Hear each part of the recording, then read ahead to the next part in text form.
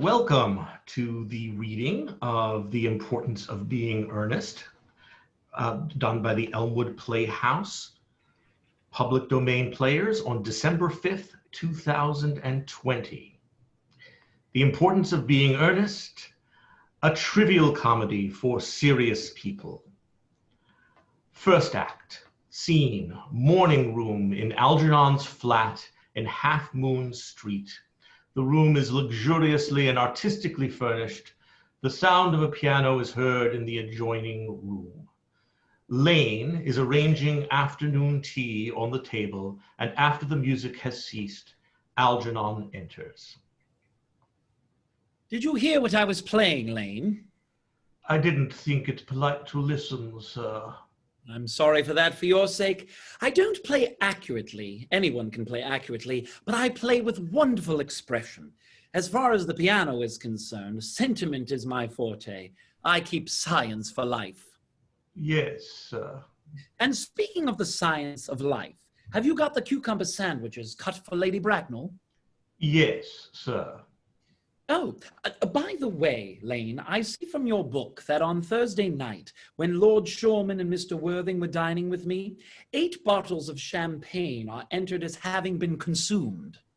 Yes, sir. 8 bottles and a pint. Why is it that at a bachelor's establishment, the servants invariably drink the champagne? I ask merely for information. I attribute it to the superior quality of the wine, sir. I've often observed that in married households, the champagne is rarely of a first-rate brand. Good heavens, is marriage so demoralizing as that? I believe it is a pleasant state, sir. I've had very little experience of it myself up to the present. I've only been married once. That was in consequence of a misunderstanding between myself and a young person. I don't know that I am much interested in your family life, Lane. No, sir. It is not a very interesting subject. I never think of it myself. Very natural, I am sure. That will do, Lane. Thank you. Thank you, sir. Lane goes out. Lane's views on marriage seem somewhat lax. Really, if the lower orders don't set us a good example, what on earth is the use of them? They seem, as a class, to have absolutely no sense of moral responsibility. Mr. Ernest Worthing. Enter Jack. How are you, my dear Ernest? What brings you up to town? Oh, pleasure. Pleasure. What else should bring anyone anywhere? Eating as usual, I see, Algy. I believe it is customary in good society to take some slight refreshment at 5 o'clock. Where have you been since last Thursday? In the country.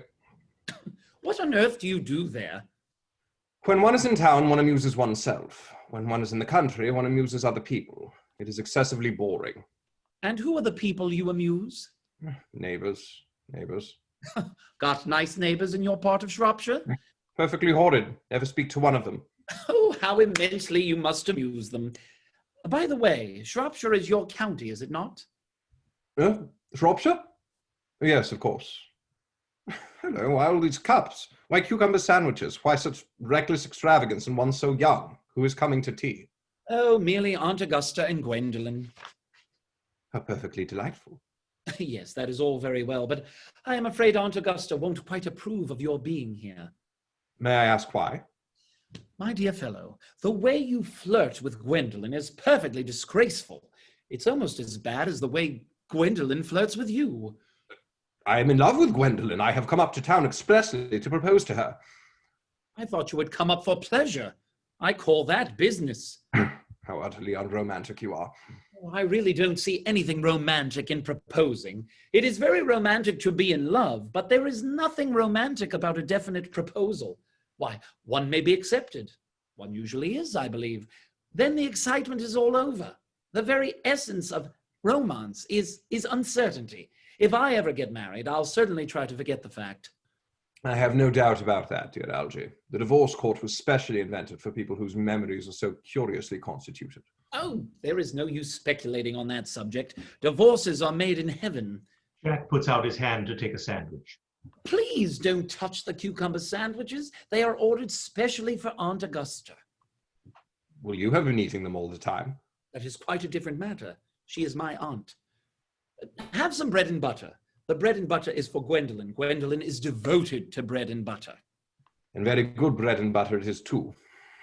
Well, my dear fellow, you need not eat it as if you were going to eat it all. You behave as if you were married to her already. You are not married to her already, and I don't think you ever will be. Why on earth do you say that? Well, in the first place, girls never marry the men they flirt with. Girls don't think it right. That is nonsense. It isn't. It is a great truth. It accounts for the extraordinary number of bachelors that one sees all over the place. In the second place, I don't give my consent. Your consent? My dear fellow, Gwendolen is my first cousin, and before I allow you to marry her, you will have to clear up the whole question of Cecily. Enter Lane. Cecily? What on earth do you mean? What do you mean, Algie, by Cecily? I don't know anyone by the name of Cecily. Bring me that cigarette case Mr. Worthing left in the smoking room the last time he dined here. Yes, sir. Lane goes out. Do you mean to say you have had my cigarette case all this time? I wish to goodness you had let me know. I have been writing frantic letters to Scotland Yard about it. I was very nearly offering a large reward. Well, I wish you would offer one. I happen to be more than usually hard up. There is no good offering a large reward now that the thing is found. Enter Lane with a cigarette case on the salver. Algernon takes it at once. Lane goes out. I think it is rather mean of you, Ernest, I must say. However, it makes no matter, for now that I look at the inscription inside, I find that the thing isn't yours at all. Of course it's mine. You have seen me with it 100 times, and you have no right whatsoever to read what is written inside. It is a very ungentlemanly thing to read a private cigarette case. Oh, it is absurd to have a hard and fast rule about what one should read and what shouldn't. More than half of modern culture depends on what one shouldn't read. I am quite aware of the fact, and I don't propose to discuss modern culture. It isn't the sort of thing one should talk of in private. I simply want my cigarette case back. Yes, but this isn't your cigarette case. This cigarette case is a present from someone by the name of Cecily, and you said you don't know anyone of that name.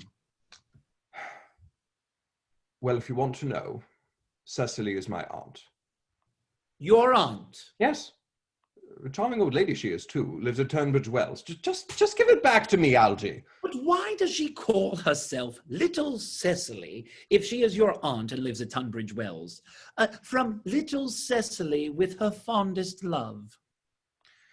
My dear fellow, what on earth is there in that? Some aunts are tall, some aunts are not tall. That is a matter that surely an aunt may be allowed to decide for herself. You seem to think that every aunt should be exactly like your aunt, and that is absurd. For heaven's sake, give me back my cigarette case. Yes, but why does your aunt call you her uncle? From Little Cecily with her fondest love to her dear Uncle Jack.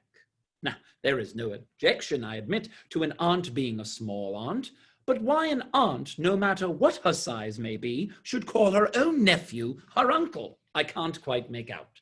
Besides, your name isn't Jack at all. It's Ernest. It isn't Ernest, it's Jack. You have always told me it was Ernest. I have introduced you to everyone as Ernest. You answer to the name of Ernest. You look as if your name was Ernest. You are the most earnest-looking person I ever saw in my life. It is perfectly absurd you're saying that your name isn't Ernest. It's on your cards. Here is one of them. Mr. Ernest Worthing, B4, the Albany. I'll keep this as proof that your name is Ernest, if you ever attempt to deny it to me, or to Gwendolen, or to anyone else. Well, my name is Ernest in town, and Jack in the country, and the cigarette case was given to me in the country. Yes, but that does not account for the fact that your small Aunt Cecily, who lives at Tunbridge Wells, calls you her dear uncle. Come, old boy, you had better much have the thing out at once. My dear Algie, you talk exactly as if you were a dentist. It is very vulgar to talk like a dentist when one isn't a dentist. It produces a false impression. Well, that is exactly what dentists always do. Now, go on, tell me the whole thing. I may mention that I have always suspected you of being a confirmed and secret Bunburyist, and I am quite sure of it now. Bunburyist? What on earth do you mean by a Bunburyist? I'll reveal to you the meaning of that incomparable expression as soon as you are kind enough to inform me why you are Ernest in town and Jack in the country. Well, produce my cigarette case first. Oh, here it is. Now, produce your explanation and pray make it improbable. My dear fellow, there is nothing improbable about my explanation at all. In fact, it's perfectly ordinary. Old Mr. Thomas Cardew, who adopted me when I was a little boy, made me in his will guardian to his granddaughter, Miss Cecily Cardew. Cecily, who addresses me as her uncle from motives of respect that you could not possibly appreciate, lives at my place in the country under the charge of her admirable governess, Miss Prism. Where is that place in the country, by the way? That is nothing to you, dear boy. You are not going to be invited. I may tell you candidly that the place is not in Shropshire. Ah, I suspected that, my dear fellow. I have Bunburyed all over Shropshire on 2 separate occasions. Now, go on. Why are you Ernest in town and Jack in the country? My dear Algy, I don't know whether you will be able to understand my real motives. You're hardly serious enough.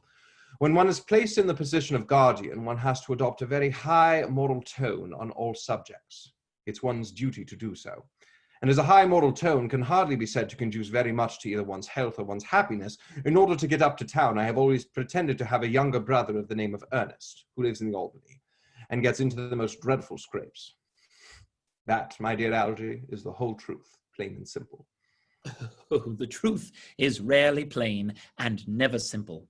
Modern life would be very tedious if it were either, and modern literature a complete impossibility. That wouldn't be at all a bad thing. Literary criticism is not your forte, my dear fellow. Don't try it. You should leave that to people who haven't been at university. They do it so well in the papers. What you really are is a Bunburyist. I was quite right in saying you were a Bunburyist. You are one of the most advanced Bunburyists I know. What on earth do you mean? You have invented a very useful younger brother called Ernest in order that you may be able to come up to town as often as you like. I have invented an invaluable permanent invalid called Bunbury in order that I may be able to go down into the country whenever I choose. Bunbury is perfectly invaluable. If it wasn't for Bunbury's extraordinary bad health, for instance, I wouldn't be able to dine with you at Willis's tonight, for I have been really engaged to Aunt Augusta for more than a week. I haven't asked you to dine with me anywhere tonight. I know. You are absurdly careless about sending out invitations. It is very foolish of you. Nothing annoys people so much as not receiving invitations. You had much better dine with your Aunt Augusta. I haven't the slightest intention of doing anything of the kind. To begin with, I dined there on Monday, and once a week is quite enough to dine with one's own family. In the second place, whenever I do dine there, I am always treated as a member of the family and sent down with either no woman at all or 2. In the third place, I know perfectly well whom she will place me next to tonight. She will place me next to Mary Farquhar, who always flirts with her own husband across the dinner table. That is not very pleasant. Indeed, it is not even decent. And that sort of thing is enormously on the increase. The amount of women in London who flirt with their own husbands is perfectly scandalous. It looks so bad. It's simply washing one's clean linen in public. Besides, now that I know you to be a confirmed Bunburyist, I naturally want to talk to you about Bunburying. I want to tell you the rules. I'm not a Bunburyist at all. If Gwendolen accepts me, I am going to kill my brother. Indeed, I think I'll kill him in any case. Cecily is a little too much interested in him. It is rather a bore. So I am going to get rid of Ernest. And I strongly advise you to do the same with with your invalid friend who has the absurd name. Nothing will induce me to part with Bunbury. And if you ever get married, which seems to me extremely problematic, you will be very glad to know Bunbury. A man who marries without knowing Bunbury has a very tedious time of it. That is nonsense. If I marry a charming girl like Gwendolen, and she is the only girl I ever saw in my life that I would marry, I certainly won't want to know Bunbury. Then your wife will. You don't seem to realize that in married life, 3 is company, and 2 is none. That, my dear young friend, is the theory that the corrupt French drama has been propounding for the last 50 years. Yes, and that the happy English home has proved in half the time. For heaven's sake, don't try to be cynical. It's perfectly easy to be cynical. Oh, my dear fellow, it isn't easy to be anything nowadays. There's such a lot of beastly competition about. Oh, That must be Aunt Augusta. Only relatives or creditors ever ring in that Wagnerian manner. Now, if I get her out of the way for 10 minutes so that you can have an opportunity for proposing to Gwendolen, may I dine with you tonight at Willis's? I suppose so, if you want to. Yes, but you must be serious about it. I hate people who are not serious about meals. It is so shallow of them. Enter Lane, Lady Bracknell and Miss Fairfax. Enter Lady Bracknell and Gwendolen. Good afternoon, dear Algernon. I hope you are behaving very well. Oh, I'm feeling very well, Aunt Augusta. That's not quite the same thing. In fact, the two things rarely go together. Oh, dear me, you are smart. I am always smart. Am I not, Mr. Worthing? You're quite perfect, Miss Fairfax. I hope I'm not that. It would leave no room for developments, and I intend to develop in many directions. I'm sorry if we are a little late, Algernon, but I was obliged to call on dear Lady Harbury. I hadn't been there since her poor husband's death. I never saw a woman so altered. She looks quite 20 years younger. And now I'll have a cup of tea and one of those nice cucumber sandwiches you promised me. Certainly, Aunt Augusta. Won't you come and sit here, Gwendolen? Thanks, Mamma. I'm quite comfortable where I am. Good heavens! Lane, why are there no cucumber sandwiches? I ordered them specially. There were no cucumbers in the market this morning, sir. I went down twice. No cucumbers? No, sir. Not even for ready money. That will do, Lane, thank you. Thank you, sir. I am greatly distressed, Aunt Augusta, about there being no cucumbers, not even for ready money. It really makes no matter, Algernon. I had some crumpets with Lady Harbury, who seems to be living entirely for pleasure now. I hear her hair's turned quite gold from grief. It certainly has changed its colour, from what cause I, of course, cannot say. Thank you. I've quite a treat for you tonight, Algernon. I am going to send you down with Mary Farquhar. She's such a nice woman and so attentive to her husband. It is delightful to watch them. I am afraid, Aunt Augusta, I shall have to give up the pleasure of dining with you tonight, after all. I hope not, Algernon. It would put my table completely out. Your uncle would have to dine upstairs. Fortunately, he is accustomed to that. It is a great bore, and I need hardly say a terrible disappointment to me, but the fact is I have just had a telegram to say that my poor friend Bunbury is very ill again. They seem to think I should be with him. It is very strange. This Mr. Bunbury seems to suffer from curiously bad health. Yes, poor Bunbury is a dreadful invalid. Well, I must say, Algernon, that I think it is high time that Mr. Bunbury made up his mind whether he was going to live or to die. This shilly-shallying with the question is absurd, nor do I in any way approve of the modern sympathy with the invalid. I consider it morbid. Illness of any kind is hardly a thing to be encouraged in others. Health is the primary duty of life. I'm always telling that to your poor uncle, but he never seems to take much notice as far as any improvement in his ailment goes. I should be much obliged if you would ask Mr. Bunbury from me to be kind enough not to have a relapse on Saturday, for I rely on you to arrange my music for me. It is my last reception, and one wants something that will encourage conversation, particularly at the end of the season when one has practically said whatever they had to say, which in most cases was probably not much. I'll speak to Bunbury Aunt Augusta if he is still conscious, and I think I can promise you he'll be all right by Saturday. Of course, the music is a great difficulty. You see, if one plays good music, people don't listen. And if one plays bad music, people don't talk. But I'll run over the program I've drawn out if you will kindly come to the next room for a moment.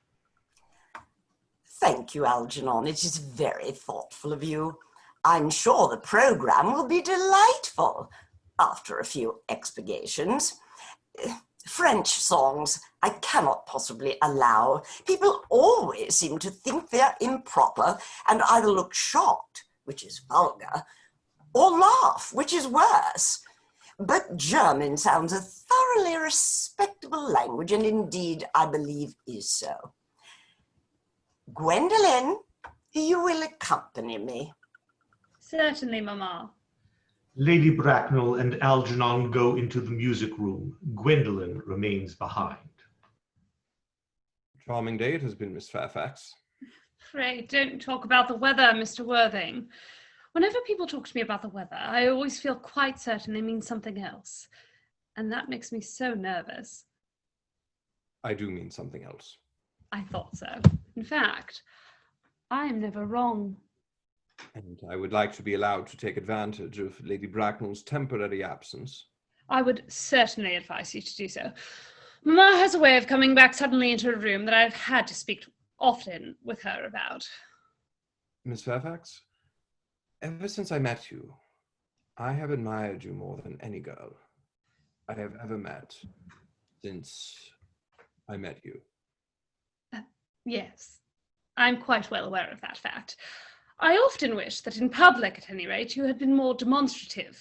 For me, you have always had an irresistible fascination. Even before I met you, I was far from indifferent to you. We live, as I hope you know, Mr. Worthing, in an age of ideals. The fact is constantly mentioned in the more expensive monthly magazines and has reached the provincial pulpits, I am told. And my ideal has always been to love someone with the name of Ernest. There is something in that name that inspires absolute confidence. The moment Algernon first mentioned to me that he had a friend called Ernest, I knew I was destined to love you. You really love me, Gwendolen. Passionately. Darling, you don't know how happy you've made me. My own Ernest. You don't really mean to say that you couldn't love me if my name wasn't Ernest. But your name is Ernest. Yes, I know it is, but supposing it was something else. Do you mean to say you couldn't love me then? Well, that is clearly a metaphysical speculation, and like most metaphysical speculations, has very little reference to all the actual facts of real life as we know them. Personally, darling, to speak quite candidly, I don't much care about the name of Ernest. I don't think the name suits me at all. It suits you perfectly. It is a divine name. It has music of its own. It produces vibrations. Well, really, Gwendolen, I must say that I think there are lots of other much nicer names. I think Jack, for instance, a charming name. Jack? No, there is very little music in the name Jack, if any at all, indeed. It does not thrill. It produces absolutely no vibrations. I have known several Jacks, and they all, without exception, were more than usually plain. Besides, Jack is a notorious domesticity for John, and I pity any woman who is married to a man called John. She probably never would be allowed to know the entrancing pleasure of a single moment's solitude. No, the only really safe name is Ernest. Gwendolen, I must get christened at once. I mean, we must get married at once. There is no time to be lost. Married, Mr. Worthing? Well, surely, you know that I love you, and you led me to believe, Miss Fairfax, that you were not absolutely indifferent to me. I adore you, but you haven't proposed to me yet. Nothing has been said at all about marriage. The subject has not been even touched on. Well, may I propose to you now? I think it would be an admirable opportunity, and to spare you any possible disappointment, Mr. Worthing, I think it's only fair to tell you quite frankly beforehand that I am fully determined to accept you. Gwendolen. Yes, Mr. Worthing. What have you to say to me? You know what I have got to say to you. Yes. But you don't say it. Gwendolen, will you marry me? Of course I will, darling. How long you have been about it. I am afraid you have very little experience in how to propose. My own one, I have never loved anyone in the world but you. Yes, but men often propose for practice. I know my brother Gerald does. All of his girlfriends tell me so. What wonderful blue eyes you have, Ernest. They are quite blue. I hope you'll always look at me just like that, especially when there are other people present. Enter Lady Bracknell. Mr. Worthing, rise, sir, from this semi-recumbent posture. It is most indecorous. Mamma! No, I must beg you to retire. This is no place for you. Besides, Mr. Worthing hasn't quite finished yet. Finished what, may I ask? I'm engaged to be married to Mr. Worthing, Mamma. Pardon me, you are not engaged to be married to anyone. When you do become engaged, your father, should his health permit, or myself, will inform you of the fact.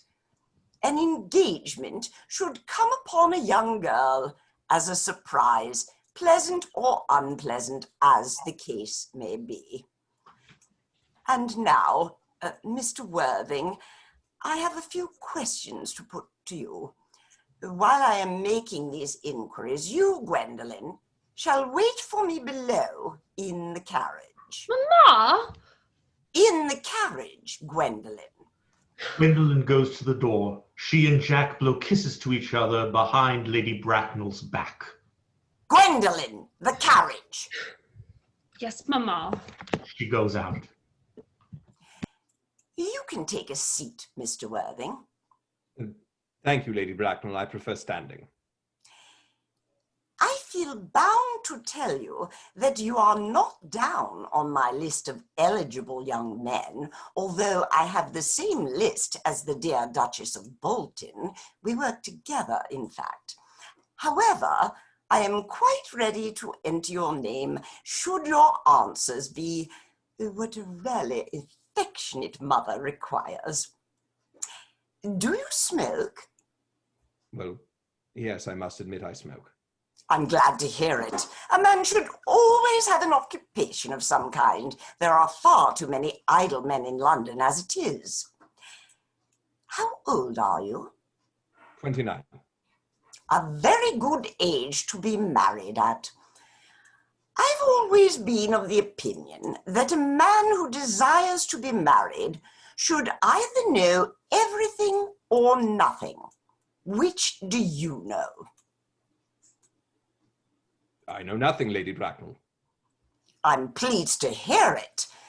I do not approve of anything that tampers with natural ignorance. Ignorance is like a delicate exotic fruit. Touch it and the bloom is gone. The whole theory of modern education is radically unsound. Fortunately, in England, at any rate, education produces no effect whatsoever. If it did, it should prove a grave danger to the upper classes and probably lead to acts of violence in Grosvenor Square. What is your income? Between 7,000 and 8,000 a year. In land or in investments? In investments, chiefly. That is satisfactory. What between the duties expected of one during one's lifetime and the duties exacted from one after one's death, land has ceased to be either a profit or a pleasure. It gives one position and prevents one from keeping it up. That's all that can be said about land. I have a country house with some land, of course, attached to it, about 1,500 acres. I believe, but I don't depend on that for my real income. In fact, as far as I can make out, the poachers are the only people who make anything out of it. A country house? How many bedrooms? Well, that point can be cleared up afterwards. You have a townhouse, I hope. A girl with a simple, unspoiled nature like Gwendolen could hardly be expected to reside in the country. Well, I own a house in Belgrave Square, but it is let by the year to Lady Bloxham. Of course, I can get it back whenever I like at 6 months' notice. Lady Bloxham, I don't know her. Oh, she goes about very little. She is a lady considerably advanced in years. Ah, nowadays, that is no guarantee of respectability of character. What number Belgrave Square? 149. The unfashionable side. I thought there was something. However, that could be easily altered. Do you mean the fashion or the side? Both, if necessary, I presume. What are your politics? Well, I'm afraid I really have none. I'm a liberal unionist. Oh, they count as Tories. They dine with us, or come in the evenings at any rate. Now to minor matters. Are your parents living? I have lost both my parents. To lose one parent, Mr. Worthing, may be regarded as a misfortune. To lose both looks like carelessness. Who was your father? He was evidently a man of some wealth. Was he born in what the radical papers call the purple of commerce, or did he rise from the ranks of the aristocracy? I'm afraid I really don't know. Fact is, Lady Bracknell, I said I had lost my parents. It would be nearer the truth to say that my parents seem to have lost me. I don't actually know who I am by birth. I was found. Found? The late Mr. Thomas Cardew, an old gentleman of a very charitable and kindly disposition, found me and gave me the name of Worthing because he happened to have a first-class ticket for Worthing in his pocket at the time. Worthing is a place in Sussex. It is a seaside resort. Where did the charitable gentleman who had a first-class ticket for this seaside resort find you? In a handbag. A handbag? Yes, Lady Bracknell, I was in a handbag, a somewhat large black leather handbag with handles to it. An ordinary handbag, in fact. In what locality did this Mr. Thomas Cardew come across this ordinary handbag? In the cloakroom at Victoria Station. It was given to him in mistake for his own. The cloakroom of Victoria Station? Yes, the Brighton line. The line is immaterial. Mr. Worthing, I confess I feel somewhat bewildered by what you just told me. To be born, or at any rate bred, in a handbag, whether it had handles or not, seems to me to display a contempt for the ordinary decencies of family life that reminds one of the worst excesses of the French Revolution, and I presume you know what that unfortunate movement led to.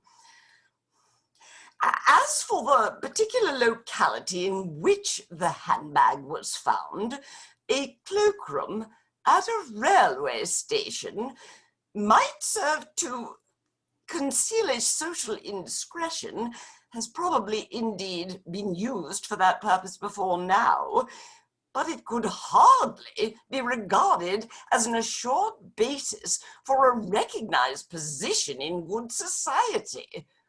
May I ask you then what you would advise me to do?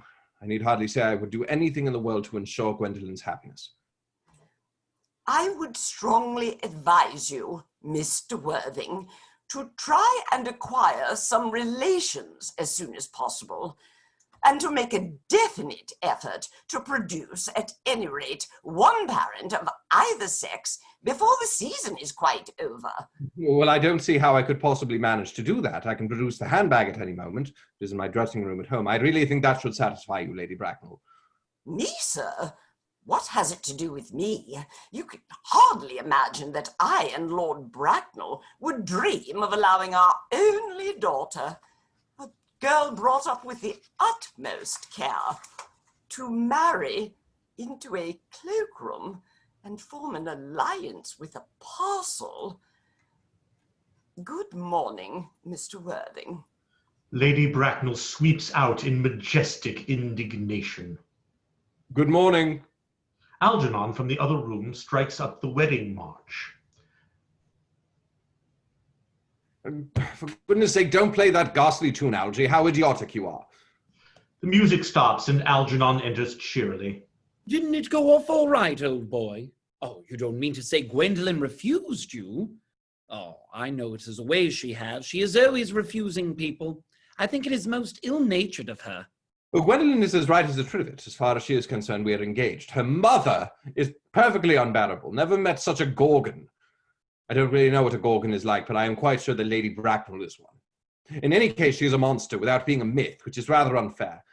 I beg your pardon, Algy. I suppose I shouldn't talk about her own aunt in that way before you. My dear boy, I love hearing my relations abused. It is the only thing that makes me put up with them at all.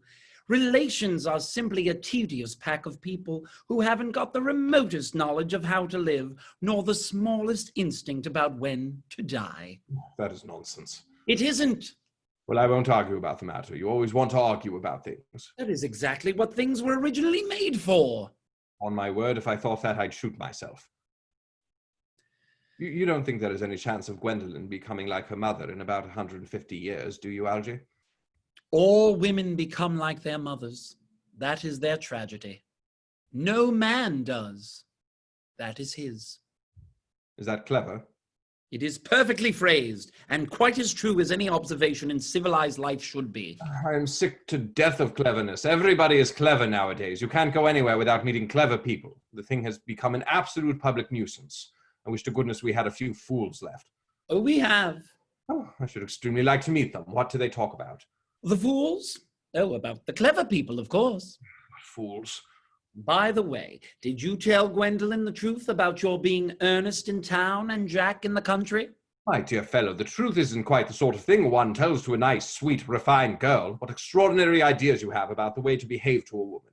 The only way to behave to a woman is to make love to her if she is pretty, and to someone else if she is plain. That is nonsense. What about your brother? What about the profligate Ernest? Well, before the end of the week, I shall have got rid of him. I'll say he died in Paris of apoplexy. Lots of people die of apoplexy quite suddenly, don't they? Yes, but it's hereditary, my dear fellow. It's a sort of thing that runs in families. You had better much say a severe chill. You are sure a severe chill isn't hereditary or anything of that kind? Of course it isn't. Very well, then. My poor brother Ernest carried off suddenly in Paris by a severe chill. That gets rid of him. But I thought you said that Miss Cardew was a little too much interested in your poor brother Ernest. Won't she feel his loss a good deal? Oh, that is all right. Cecily is not a silly romantic girl, I am glad to say. She has got a capital appetite, goes long walks, and pays no attention at all to her lessons. I would rather like to see Cecily. I will take very good care you never do. She is excessively pretty, and she is only just 18. Have you told Gwendolen yet that you have an excessively pretty ward who is only just 18? One doesn't blurt these things out to people. Cecily and Gwendolen are perfectly certain to be extremely great friends. I'll bet you anything you like that half an hour after they have met, they will be calling each other sister. Women only do that when they have called each other a lot of other things first. Now, my dear boy, if we want to get a good table at Willis's, we really must go and dress. Do you know it is nearly 7? Oh, it always is nearly 7. Well, I'm hungry. Never knew you when you weren't. What shall we do after dinner? Go to a theatre? No, I loathe listening. Well, let us go to the club. No, I hate talking. Well, we might trot round to the Empire at 10. No, I can't bear looking at things. It is so silly. Well, what shall we do? Nothing. Oh, it is awfully hard work doing nothing. However, I don't mind hard work when there is no definite object of any kind. Enter Lane. Miss Fairfax. Enter Gwendolen. Lane goes out. Gwendolen, upon my word. Algy, kindly turn your back. I have something very particular to say to Mr. Worthing. Really, Gwendolen, I don't think I can allow this at all. Algy, you always adopt a strictly immoral attitude towards life. You are not quite old enough to do that. Algernon retires to the fireplace. My own darling. Ernest, we may never be married. From the expression on Mamma's face, I fear we never shall. Few parents nowadays pay any regard to what their children say to them. The old-fashioned respect for the young is fast dying out.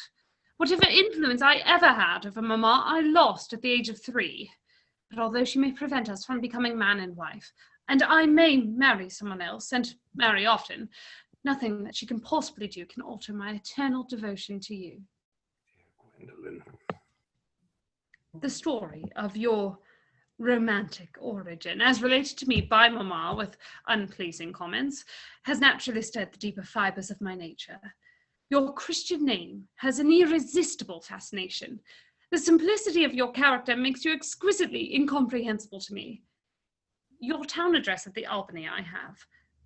What is your address in the country? The Manor House, Walton, Hertfordshire. Algernon, who has been carefully listening, smiles to himself and writes the address on his shirt cuff, then picks up the railway guide. There is a good postal service, I suppose. It may be necessary to do something desperate. That, of course, will require some serious consideration. I will communicate with you daily. I own one. How long do you remain in town? Till Monday. Good. Algie, you may turn around now. Thanks, I've turned round already. You may also ring the bell. You will let me see you to your carriage, my own darling? Certainly. Lane enters. I will see Miss Fairfax out. Yes, sir. Jack and Gwendolen go off. Lane presents several letters on a salver to Algernon. It is to be surmised that they are bills, as Algernon, after looking at the envelopes, tears them up. A glass of sherry, Lane. Yes, sir. Tomorrow, Lane, I'm going Bunburying. Yes, sir. I shall probably not be back till Monday. You can put up my dress clothes, my smoking jacket, and all the Bunbury suits. Yes, sir. Oh, I hope tomorrow will be a fine day, Lane. It never is, sir. Lane, you're a perfect pessimist. I do my best to give satisfaction, sir. Enter Jack. Lane goes on. There's a sensible, intellectual girl. The only girl I ever cared for in my life. What on earth are you so amused at? Oh, I'm a little anxious about poor Bunbury, that is all.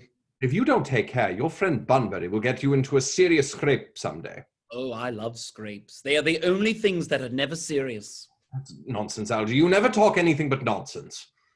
Nobody ever does. Algernon lights a cigarette, reads his shirt cuff, and smiles. Act drop. Second act. Scene, the garden at the manor house. Time of year, July. Basket chairs and a table covered with books are set under a large yew tree.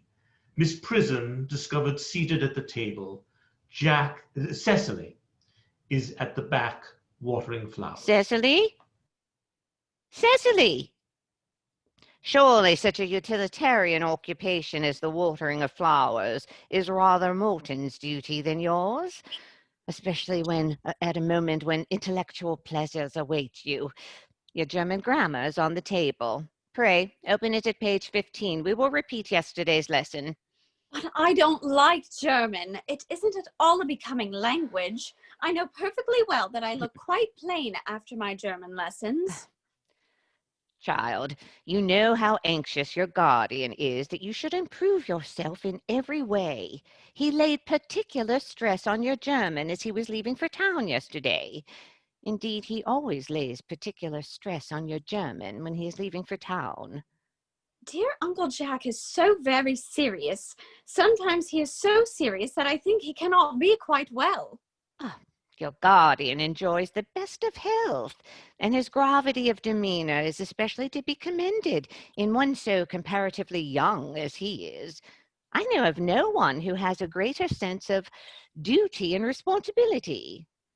I suppose that is why he often looks a little bored when we three are together. Cecily, I am surprised at you. Mr. Worthing has many troubles in his life. Idle merriment and triviality would be out of place in his conversation. You must remember his constant anxiety about that unfortunate young man, his brother. I wish Uncle Jack would allow that unfortunate young man, his brother, to come down here sometimes. We might have a good influence over him, Miss Prism. I am certainly sure you would. You know German and geology. Things of that kind influence a man very much. Oh, I do not think that even I could produce an effect on a character that, according to his own brother's admission, is irretrievably weak and vacillating. Indeed, I am not sure I would desire to reclaim him. I am not in favor of this modern mania of turning bad people into good people at a moment's notice. As a man sows, so let him reap. You must put away your diary, Cecily. I really don't see why you should keep a diary at all. Keep a diary in order to enter the wonderful secrets of my life. If I didn't write them down, I should probably forget all about them. Memory, my dear Cecily, is the diary we all carry about with us. Yes, but it usually chronicles the things that have never happened and couldn't possibly have happened.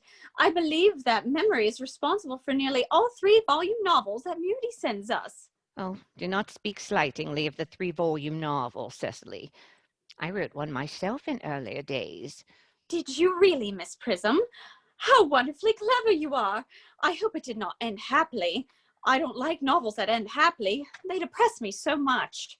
Oh, the good ended happily, the bad unhappily. That is what fiction means. I suppose so, but it seems very unfair. Was your novel ever published?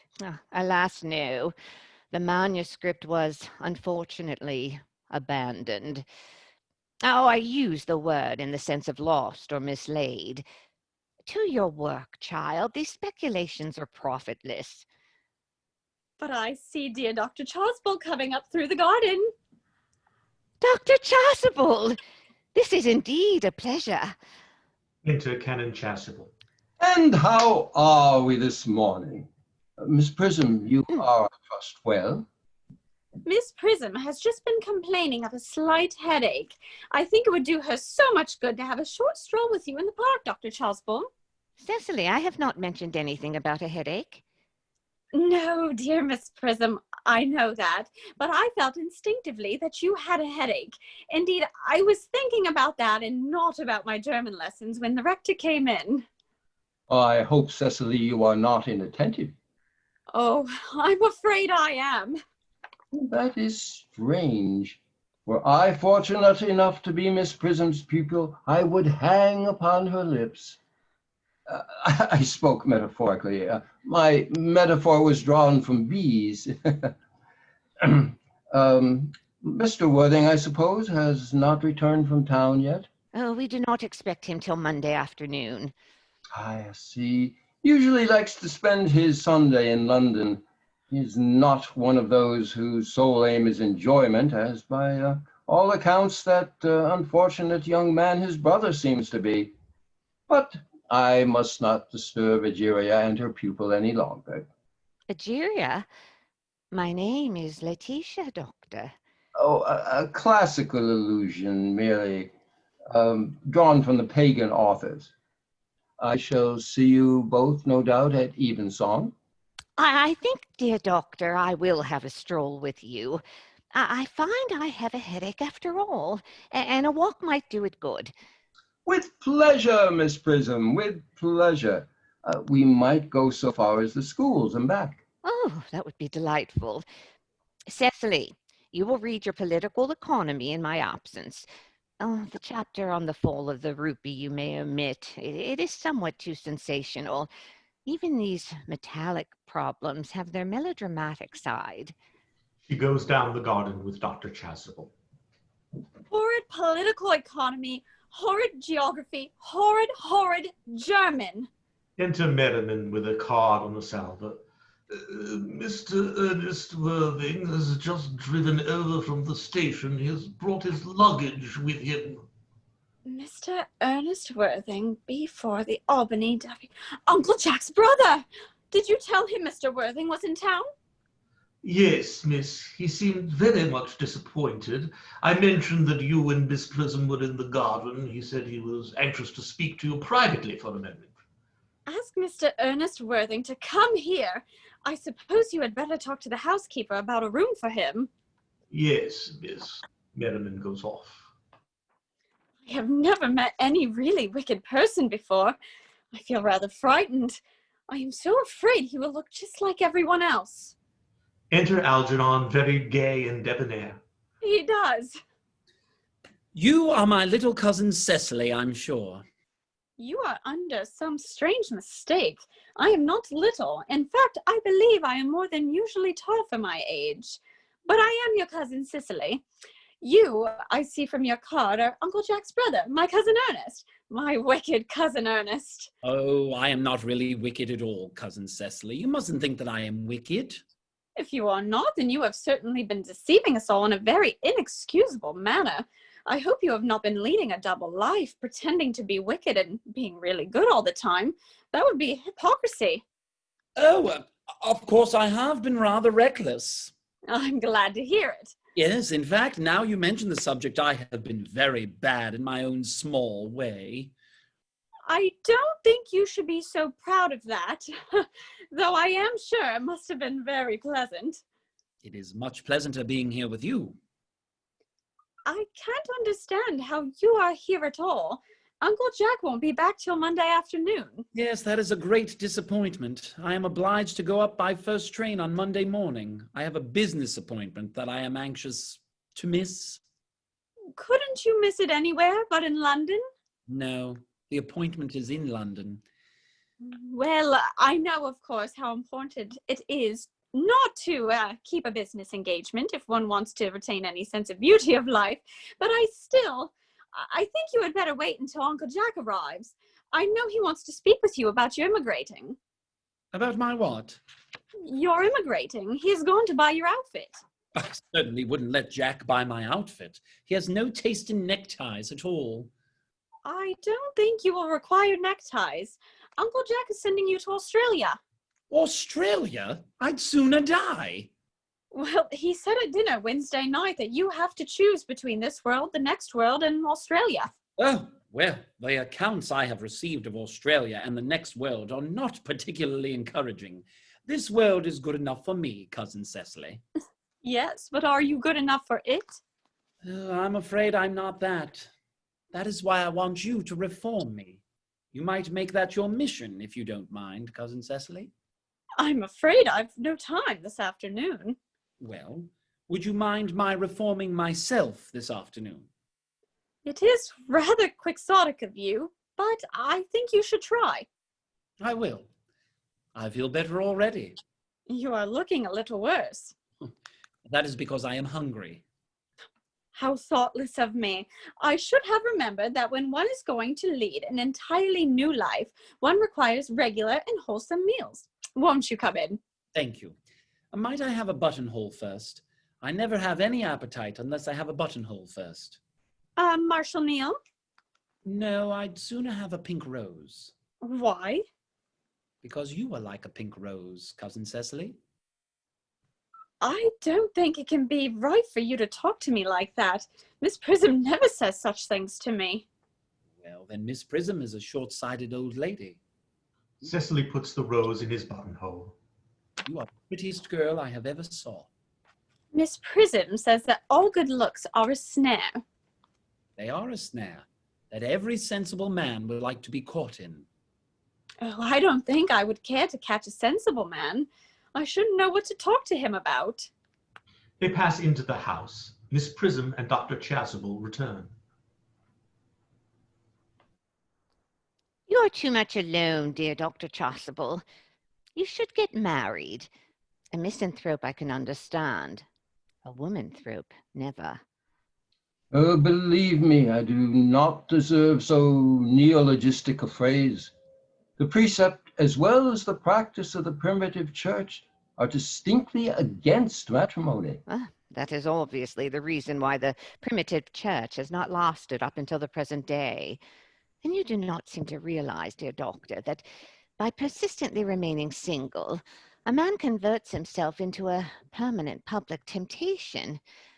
Men should be more careful. This very celibacy leads weaker vessels astray. Is a man not equally attractive when married? No married man is ever attractive except to his wife. And often I've been told not even to her.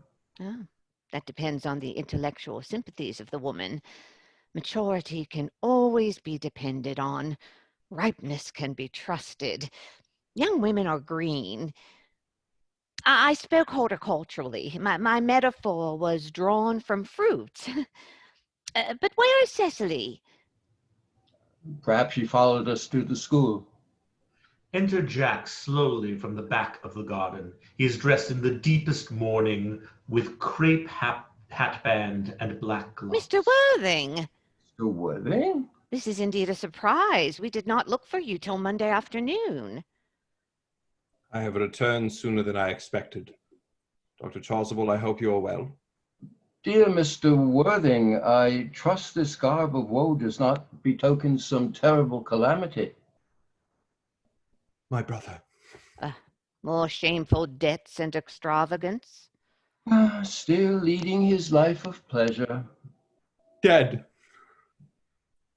Your brother Ernest, dead? Quite dead. What a lesson for him. I trust he will profit by it. Mr. Worthing, I offer you my sincere condolence. You have at least the consolation of knowing that you were always the most generous and forgiving of brothers. Poor Ernest. He had many faults, but it is a sad, sad blow. Very sad indeed. Were you with him at the end? No, he died abroad, in Paris, in fact. I had a telegram last night from the manager of the Grand Hotel. Was the cause of death mentioned? A severe chill, it seems. As a man sows, so let him reap. Oh, charity, dear Miss Prism, charity. None of us are perfect. I myself am particularly susceptible to drafts. Will the interment take place here? No, he seems to have expressed a desire to be buried in Paris. Paris. I fear that hardly points to a very serious state of mind at the end. You would no doubt wish me to make some slight allusion to this tragic domestic affliction next Sunday. My sermon on the meaning of the manna in the wilderness can be adapted to almost any occasion, joyful or, as in the present case, distressing. I have preached it at harvest celebrations, christenings, confirmation, days of humiliation, festal days. The last time I delivered it was in the cathedral as a charity sermon on behalf of the Society for the Prevention of Discontentment among the Upper Orders. The bishop was present and was much struck by some of the analogies I drew. That reminds me, you mentioned christenings, I think, Dr. Chasuble. I suppose you know how to christen all right. I mean, of course, you are continually christening, aren't you? It is, I regret to say, one of the rector's most constant duties in this parish. I have often spoken to the poorer classes on the subject, but they don't seem to know what thrift is.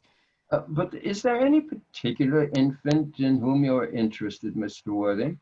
Your brother was, I believe, unmarried, was he not? Oh, yes. People who live entirely for pleasure usually are. But it is not for any child, dear doctor. I'm very fond of children. No, the fact is, I would like to be christened myself. This afternoon, if you have nothing better to do. But surely, Mr. Worthington, you have been christened already. I don't remember anything about it. But have you any grave doubts on the subject? I certainly intend to have. Of course, I don't know if the thing would bother you in any way, or if you think I'm a little too old now. Oh, not at all. The sprinkling and indeed the immersion of adults is a perfectly canonical practice. Immersion? Well, you need to have no apprehension. Sprinkling is all that is necessary, or indeed I think advisable. Our weather is so changeable. At what hour would you wish the ceremony performed? I might trot round about 5, if that would suit you. Perfectly. In fact, I have 2 similar ceremonies to perform at that time. A case of twins that occurred recently in one of the outlying cottages on your own estate. Poor Jenkins, the carter, a most hard-working man. I don't see much fun in being christened along with other babies. It would be childish. Would 5:30 do? Oh, admirably, admirably. And now, dear Mr. Withington, I will not intrude any longer into a house of sorrow. I would merely beg you not to be too much bowed down by grief. What seems to us bitter trials at the moment are often blessings in disguise. This seems to me a blessing of an extremely obvious kind. Enter Cecily from the house. Uncle Jack! Oh, I am pleased to see you back. But what horrid clothes you have on. Do go and change them. Cecily! Oh, my child, my child. Cecily goes towards Jack. He kisses her brow in a melancholy manner. What is the matter, Uncle Jack? Do look happy. You look as if you've had a toothache, and I've got such a surprise for you. Who do you think is in the dining room? Your brother. Who? Your brother Ernest. He arrived about half an hour ago. What nonsense. I haven't got a brother. Oh, don't say that. However badly he may have behaved to you in the past, he's still your brother. You couldn't be so heartless as to disown him. I'll tell him to come out, and you will shake hands with him, won't you, Uncle Jack? She runs back into the house. These are very joyful tidings. After we had all been resigned to his loss, his sudden return seems to me peculiarly distressing. My brother's in the dining room. I don't know what it all means. I think it is perfectly absurd. Enter Algernon and Cecily hand in hand. They come slowly up to Jack. Good heavens! Brother John, I have come down from town to tell you that I am very sorry for all the trouble I have given you, and that I intend to lead a better life in the future. Jack glares at him and does not take his hand. Uncle Jack, you are not going to refuse your own brother's hand. Nothing will induce me to take his hand. I think his coming down here disgraceful. He knows perfectly well why. Uncle Jack, do be nice. There is some good in everyone. Ernest has just been telling me about his poor invalid friend, Mr. Bunbury, whom he goes to visit so often, and surely there must be much good in one who is kind to an invalid, and leaves the pleasures of London to sit by a bed of pain. Oh, he has been talking about Bunbury, has he? Yes, and he has told me all about poor Bunbury and his terrible state of health. Bunbury. Well, I won't have him talk to you about Bunbury or about anything else. It is enough to drive one perfectly frantic. Of course, I admit that the faults were all on my side, but I must say that I think that Brother John's coldness to me is peculiarly painful. I expected a more enthusiastic welcome, especially considering it is the first time I have come here. Uncle Jack, if you don't shake hands with Ernest, I will never forgive you. Never forgive me? Never, never, never. Well, this is the last time I shall ever do it. He shakes with Algernon and glares. It's pleasant, is it not, to see such perfect a reconciliation. I think we might leave the two brothers together. Cecily, you will come with us. Certainly, Miss Prism. My little task of reconciliation is over. You have done a beautiful action today, my dear. We must not be premature in our judgments. I feel very happy. They all go off except Jack and Algernon. You young scoundrel. Alger, you must get out of this place as soon as possible. I don't allow any Bunburying here. Enter Merriman. I've put Mr. Ernest's things in the room next to yours, sir. I suppose that is all right. What? Mr. Ernest's luggage, sir. I have unpacked it and put it in the room next to yours. His luggage? Yes, sir. 3 portmanteaus, a dressing case, 2 hat boxes, and a large luncheon basket. I am afraid I can't stay more than a week this time. Merriman, order the dog cart at once. Mr. Ernest has been suddenly called back to town. Yes, sir. He goes back into the house.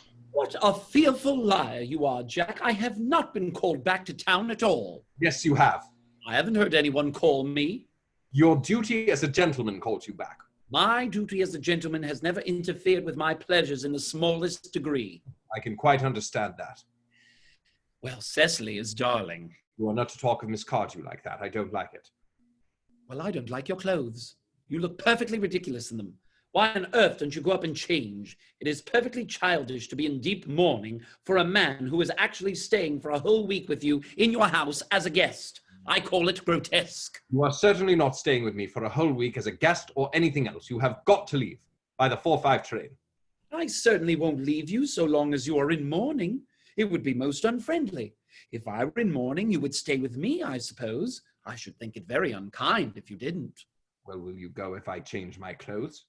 Yes, if you are not too long. I never saw anybody take so long to dress, and with such little result. Well, at any rate, that is better than being always overdressed as you are. If I am occasionally a little overdressed, I make up for it by being always immensely overeducated. Your vanity is ridiculous. Your conduct an outrage, and your presence in my garden utterly absurd. However, you have got to catch the 4:05, and I hope you will have a pleasant journey back to town. This bunburying, as you call it, has not been a great success for you. He goes into the house. Oh, I think it has been a great success.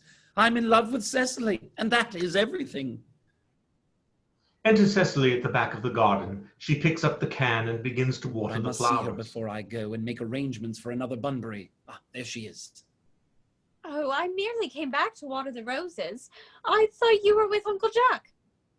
He's gone to order the dog cart for me. Oh, is he going to take you for a nice drive? He's going to send me away. Then have we got to part? I'm afraid so. It's a very painful parting. It is always painful to part from people who one has known for a very brief space of time. The absence of old friends one can endure, but a momentary separation from anyone to whom one has just been introduced is almost unbearable. Thank you. Enter Merriman. The dog cart is at the door, sir. It can wait, Merriman, for 5 minutes. Yes, miss. Exit Merriman. I hope, Cecily, I shall not offend you if I state quite frankly and openly that you seem to me to be in every way the visible personification of absolute perfection. I think your frankness does you great credit, Ernest. If you will allow me, I will copy your remarks into my diary. Do you really keep a diary? I'd give anything to look at it. May I? Oh, no. You see, it is simply a very young girl's record of her own thoughts and impressions, and consequently meant for publication. When it appears in volume form, I hope you will order a copy. But pray, Ernest, don't stop. I delight in taking down from your dictation. I have reached absolute perfection. You can go on. I am quite ready for more. Oh, don't cough, Ernest. When one is dictating, one should speak fluently and not cough. Besides, I don't know how to spell cough. Cecily, ever since I first looked upon your wonderful and incomparable beauty, I have dared to love you, wildly, passionately, devotedly, hopelessly. I don't think that you should tell me that you love me wildly, passionately, devotedly, hopelessly. Hopelessly doesn't seem to make much sense, does it? Cecily. Enter Merriman. The dog cart is waiting, sir. Tell her to come round next week at the same hour. Yes, sir. Merriman retires. Uncle Jack would be very much annoyed if he knew you were staying till next week at the same hour. Oh, I don't care about Jack. I don't care for anybody in the whole world but you. I love you, Cecily. You will marry me, won't you? Oh, you silly boy, of course. Why, when we haven't been engaged for the last 3 months? For the last 3 months. Yes, it will be exactly 3 months on Thursday. But how did we become engaged? Well, ever since Uncle Jack first confessed to us that he had a younger brother who was very wicked and bad, you, of course, have formed the chief topic of conversation between myself and Miss Prism. And, of course, a man who has much to talk about is always very attractive. One feels there must be something in him, after all. I dare say it was foolish of me, but I fell in love with you, Ernest. Darling, and when was the engagement actually settled? On the 14th of February last, worn out by your entire ignorance of my existence. I determined to end the matter one way or the other, and after a long struggle with myself, I accepted you under this dear old tree here. The next day, I bought this little ring in your name, and this is the little bangle with the true lover's knot I promised you always to wear. Did I give you this? Oh, it's very pretty, isn't it? Yes, you've wonderfully good taste, Ernest. This is the excuse I've always given you for leading such a bad life. And this is the box in which I keep all your dear letters. Oh, my letters. But my own sweet Cecily, I have never written you any letters. You need hardly remind me of that, Ernest. I remember only too well that I was forced to write your letters for you. I wrote always 3 times a week, and sometimes oftener. Oh, do let me read them, Cecily. Oh, I couldn't possibly. They would make you far too conceited. The 3 you wrote me after we had broken off the engagement are so beautiful and so badly spelled that even now I can hardly read them without crying a little. But was our engagement ever broken off? Of course it was. On the 22nd of last March. You can see the entry if you like. Today I broke off my engagement with Ernest. I feel it is better to do so. The weather still continues charming. But why on earth did you break it off?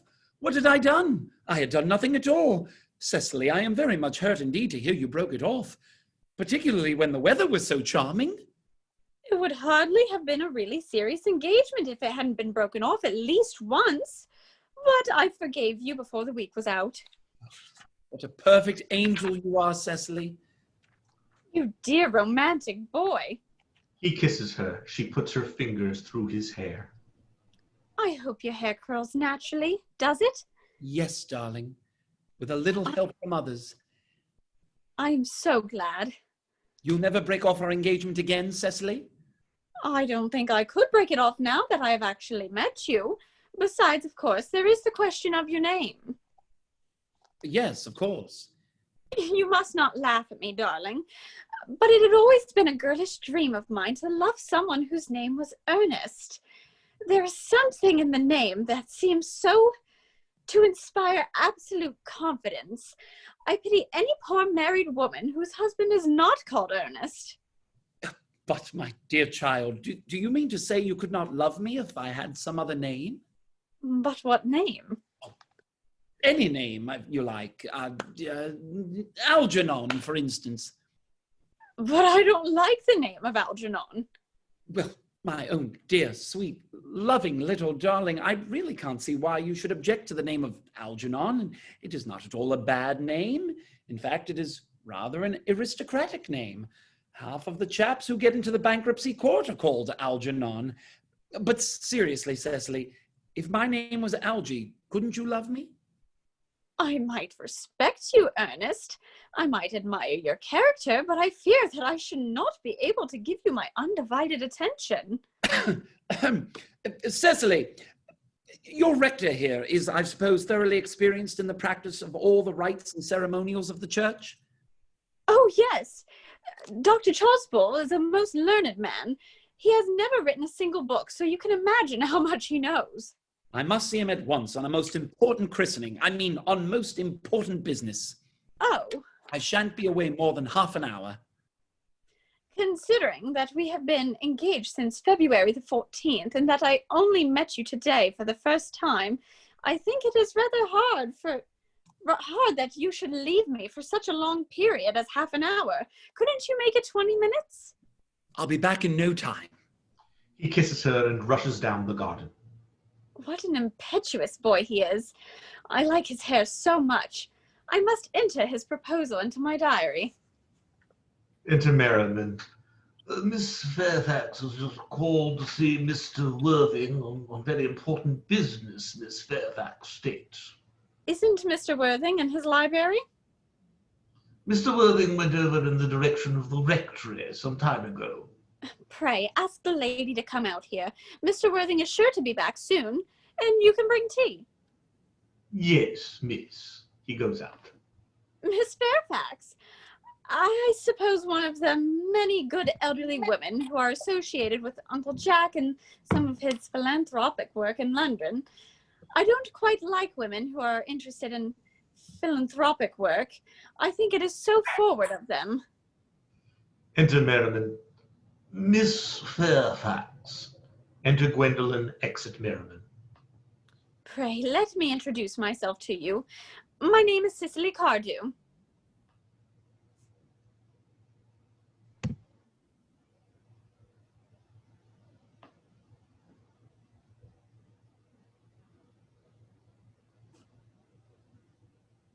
Dear Miss Gwendolen, pray, let me introduce myself to you, Miss Gwendolen. My name is Cecily Cardew. Cecily Cardew? What a very sweet name. Something tells me that we are going to be great friends. I like you already more than I can say, and my first impressions of people are never wrong. How nice of you to like me so much after we have known each other such a comparatively short time. Pray, sit down. I may call you Cecily, may I not? With pleasure. And you will always call me Gwendolen, won't you? If you wish. Then it is all quite settled, is it not? I hope so. Okay. Perhaps this might be a favourable opportunity for mentioning who I am. My father is Lord Bracknell. You've never heard of Papa, I suppose. I don't think so. Well, outside the family circle, Papa, I am glad to say, is entirely unknown. I think that is quite as it should be. The home seems to me to be the proper sphere for a man. And certainly once a man begins to neglect his domestic duties, he becomes painfully effeminate, does he not? I don't like that. It makes men so very attractive. Cecily, Mamma, whose views on education are remarkably strict, has brought me up to be extremely short-sighted. It is part of her system. So do you mind my looking at you through my glasses? Oh, not at all, Gwendolen. I'm very fond of being looked at. She examined Cecily carefully through a lorgnette. You are here on a short visit, I suppose? Oh, no, I live here. Really? And your mother, no doubt, or some female relative of advanced years resides here also? Oh, no, I have no mother, nor in fact any relations. Indeed.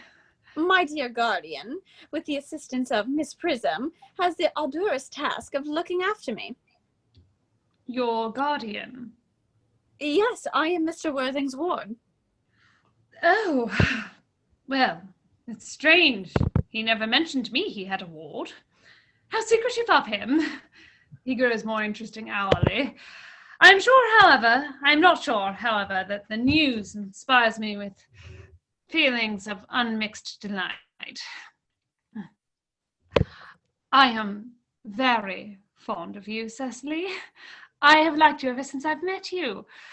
But I am bound to state, now that I know you are Mr. Worthing's ward, I cannot help expressing that you were, well, just a little older than you appear to be, and not quite so alluring in appearance.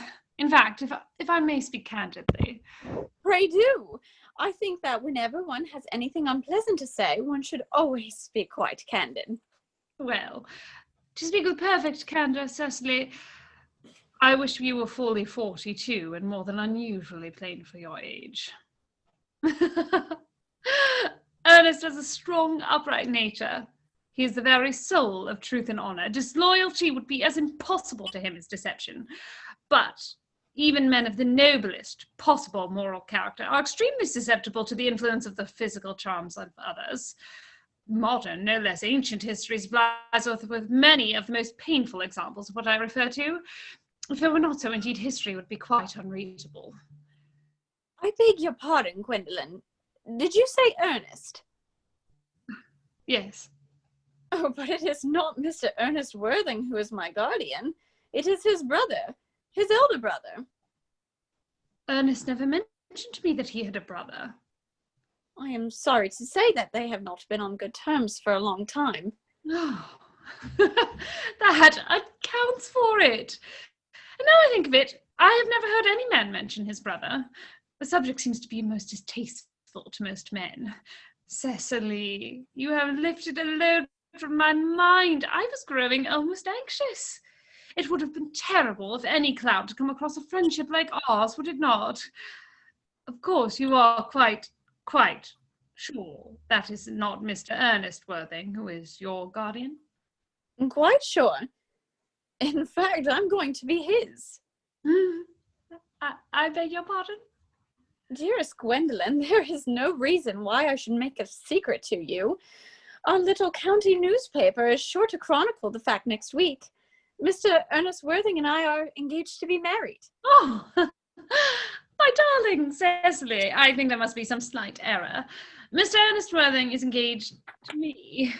The announcement will appear in the Morning Post on Saturday at the latest. I am afraid you must be under some misconception. Ernest proposed to me exactly 10 minutes ago. She shows diary. It is certainly very curious, for he asked me to be his wife yesterday afternoon at 5:30. If you would care to verify the incident, pray do so. She produces a diary of her own. I never travel without my diary. One should always have something sensational to read on the train. I am so sorry, dear Cecily, if it is any disappointment to you, but I am afraid I have the prior claim. It would distress me more than I can tell you, dear Gwendolen, if it caused you any mental or physical anguish. But I feel bound to point out that since Ernest proposed to you, he clearly has changed his mind. If the poor fellow has been entrapped into any foolish promise, I shall consider it my duty to rescue him at once, and with a firm hand. Whatever unfortunate entanglement my dear boy may have gotten into, I will never reproach him with it after we are married. Do you allude to me, Miss Cardew, as an entanglement? You are presumptuous. On an occasion of this kind, it becomes more than a moral duty to speak one's mind. It becomes a pleasure. Do you suggest, Miss Fairfax, that I entrapped Ernest into an engagement? How dare you? This is no time for wearing the shallow mask of manners. When I see a spade, I call it a spade. Well, I'm very glad to say I've never seen a spade. It is obvious that our social spheres are widely different. Enter Merriman, followed by the footman. He carries a salver, tablecloth, and plate stand. Shall I lay tea here as usual, miss? Yes, as usual. Merriman begins to clear table and lay cloth. A long pause. Cecily and Gwendolen glare at each other. Are there many walks in the vicinity, Miss Cardew? Oh, yes, a great many. From the top of one of the hills is quite close. One can see 5 counties. 5 counties. I don't think I should like that. I hate crowds. I suppose that is why you live in town.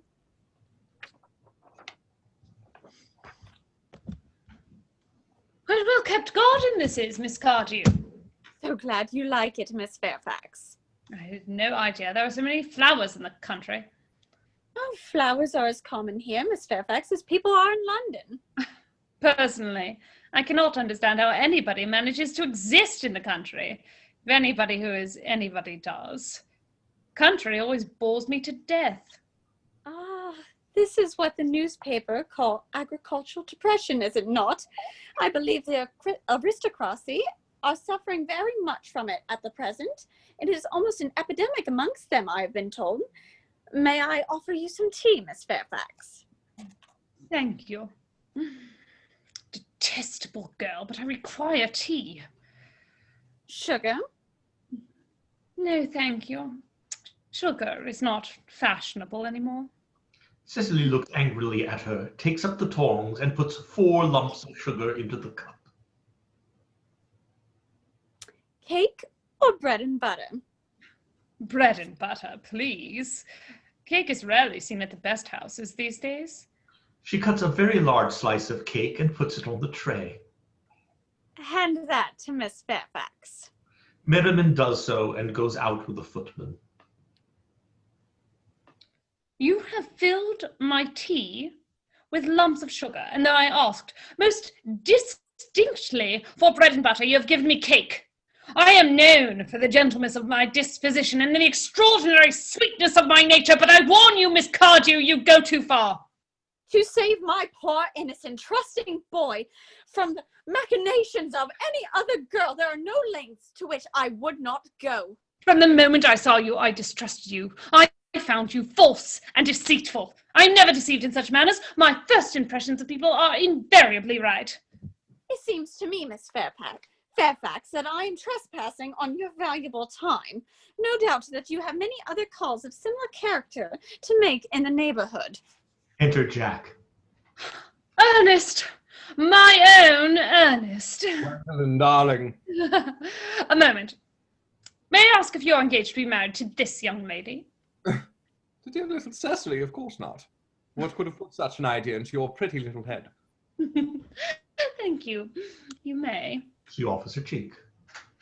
I knew there must be some misunderstanding. Miss Fairfax, the gentleman whose arm is at present around your waist is my guardian, Mr. John Worthing. I beg your pardon? This is Uncle Jack. Jack? Oh! Enter Algernon. Here's Ernest. My own love. A moment, Ernest. May I ask you, are you engaged to be married to this young lady? To what young lady? Good heavens! Gwendolen! Yes, to good heavens, Gwendolen. I mean to Gwendolen. Course not. What could have put such an idea into your pretty little head? Thank you. She presents her cheek to be kissed. You may. He kisses her. I felt that there was some slight error, Miss Cardew. The gentleman who is now embracing you is my cousin, Mr. Algernon Moncrieff. Algernon Moncrieff? Oh! Are you called Algernon? I cannot deny it. Oh. Is your name really John? I could deny it if I liked. I could deny anything if I liked. But my name certainly is John. It has been John for years. A gross deception has been practiced on both of us. My poor wounded Cecily. My sweet wronged Gwendolen. You will call me sister, will you not? They embrace. Jack and Algernon groan and walk up and down. There is just one question I would like to be allowed to ask my guardian. An admirable idea. Mr. Worthing, there is one question I would like to be permitted to put to you. Where is your brother Ernest? We were both engaged to be married to your brother Ernest. So is it a matter of some importance just to know where your brother Ernest is at present? Gwendolen, Cecily, it is very painful for me to be forced to speak the truth. It is the first time in my life that I have ever been reduced to such a painful position, and I am really quite inexperienced in doing anything of the kind. However, I will tell you quite frankly that I have no brother Ernest. I have no brother at all. I've never had a brother in my life, and I certainly have not the smallest intention of ever having one in the future. No brother at all? None. Had you never a brother of any kind? Never. Not even of any kind. I'm afraid it is quite clear, Cecily, that neither of us is engaged to be married to anyone. It is not a very pleasant position for a young girl suddenly to find herself in, is it? Let us go into the house. They will hardly venture to come after us there. No, men are so cowardly, aren't they? They retire into the house with scornful looks. This ghastly state of things is what you call bunburying, I suppose. Yes, and a perfectly wonderful Bunbury it is. The most wonderful Bunbury I have ever had in my life. Well, you've no right whatsoever to bunbury here. That is absurd. One has a right to Bunbury anywhere one chooses. Every serious Bunburyist knows that. Yes, Bunburyist, good heavens. Well, one must be serious about something if one wants to have any amusement in life. I happen to be serious about Bunburying. What on earth are you serious about? I haven't got the remotest idea. About everything, I should fancy. Of such an absolutely trivial nature. Well, the only small satisfaction I have in the whole of this wretched business is that your friend Bunbury has quite exploded. You won't be able to run down to the country quite so often as you used to, dear Algy, and a very good thing, too. Your brother is a little off-colour, isn't he, dear Jack? You won't be able to disappear to London quite so frequently as your wicked custom was. And not a bad thing, either. As for your conduct towards Miss Cardew, I must say that your taking in a sweet, simple, innocent girl like that is quite inexcusable, to say nothing of the fact that she is my ward. I can see no possible defense at all for your deceiving a brilliant, clever, thoroughly experienced young lady like Miss Fairfax, to say nothing of the fact that she is my cousin. I wanted to be engaged to Gwendolen, that is all. I love her. Well, I wanted simply to be engaged to Cecily. I adore her. There is certainly no chance of your marrying Miss Cardew. I don't think there is very much likelihood, Jack, of you and Miss Fairfax being united. Well, that is no business of yours. If it was my business, I wouldn't talk about it. He begins to eat muffins. It is very vulgar to talk about one's business. Only people like stockbrokers do that, and then merely at dinner parties. How can you sit there calmly eating muffins when we're in this horrible trouble I can't make out? You seem to me to be perfectly heartless. Well, I can't eat muffins in an agitated manner. The butter would probably get on my cuffs. One should always eat muffins quite calmly. It is the only way to eat them.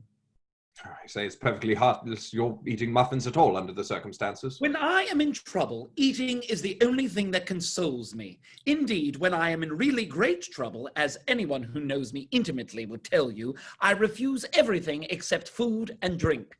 At the present moment, I am eating muffins because I am unhappy. Besides, I am particularly fond of muffins. Well, that is no reason why you should eat them all in that greedy way.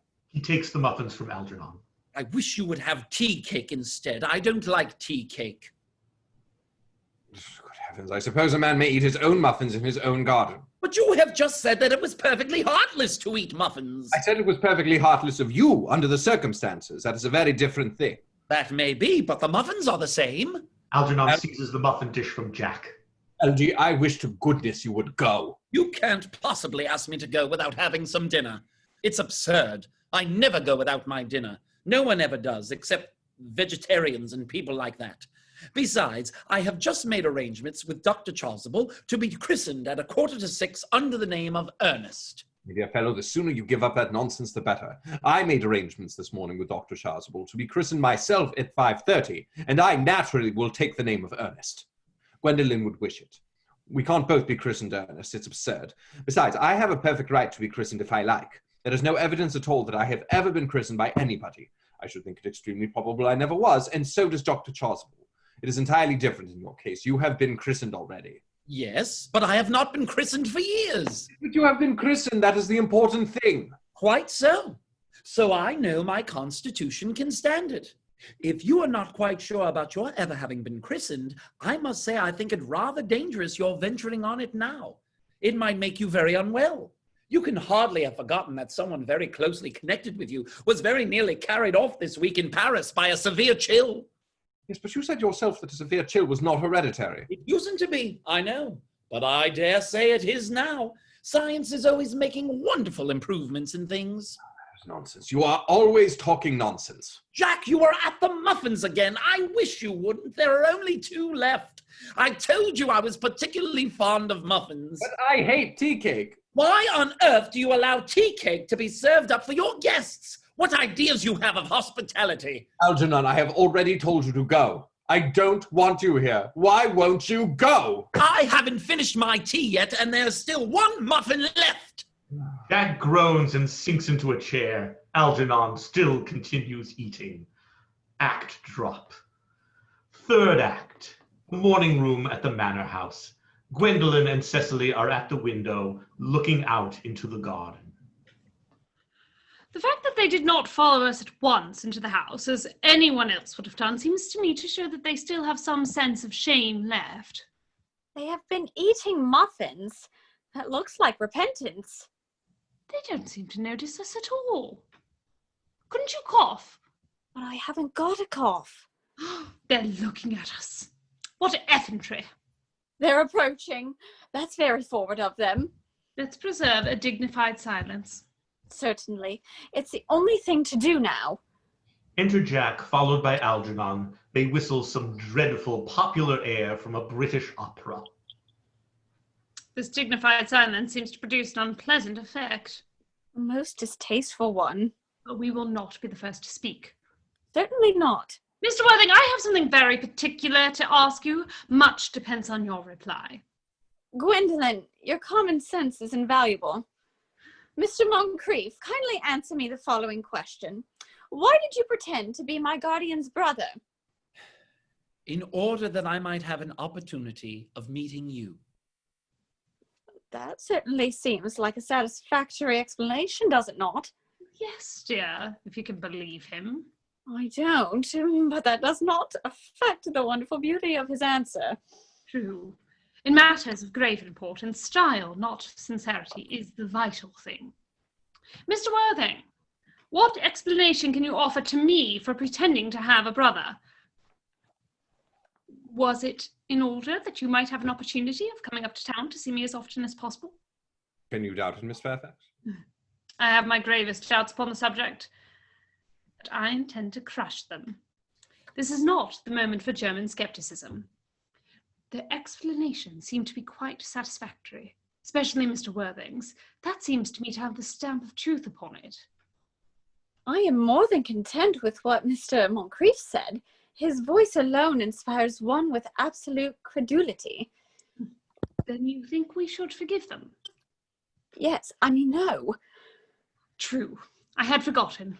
There are principles at stake that one cannot surrender. Which of us should tell them? The task is not a pleasant one. Could we not both speak at the same time? An excellent idea. I nearly always speak at the same time as other people. Will you take the time from me? Certainly. Your Christian names are still an inseparable barrier. That is all. Our Christian names. Is that all? But we are going to be christened this afternoon. For my sake, you're prepared to do this terrible thing. I am. To please me, are you ready to face this fearful ordeal? I am.